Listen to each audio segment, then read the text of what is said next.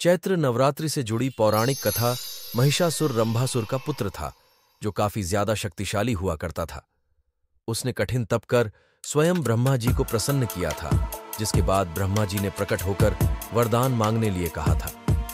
ब्रह्मा जानते थे ज्यादातर असुर अमर होने का ही वरदान मांगते हैं, इसीलिए उन्होंने वरदान देते हुए कहा, वत्स, एक मृत्यु को छोड़कर कुछ भी मांग सकते हो।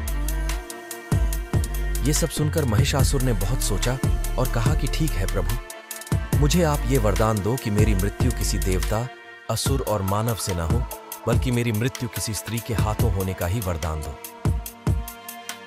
ये सब सुनकर ब्रह्मा जी एवमस्तु बोलकर अपने लोक चले गए। ये वरदान मिलने के बाद महिषासुर को लगने लगा कि अब मैं सभी लोगों का राजा बन गया हूं और मुझे मरना वाला कोई नहीं है। उसने तीनों लोकों में अपना अधिकार जमा कर त्रिलोकधिपति बन गया। महिषासुर की वजह से सभी देवता परेशान होने लगे। महिषासुर के प्रकोप से परेशान होकर सभी देवताओं ने आदिशक्ति मां जगदंबा के पास जाकर आह्वान किया।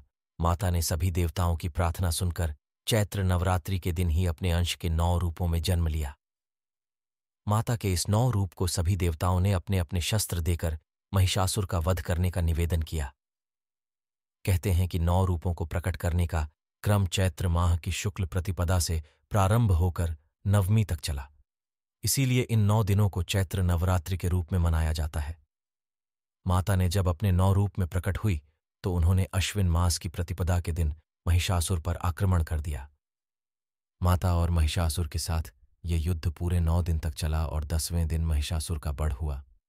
इसी कारण 10वें दिन को विजयदशमी के रूप में मनाया जाता है।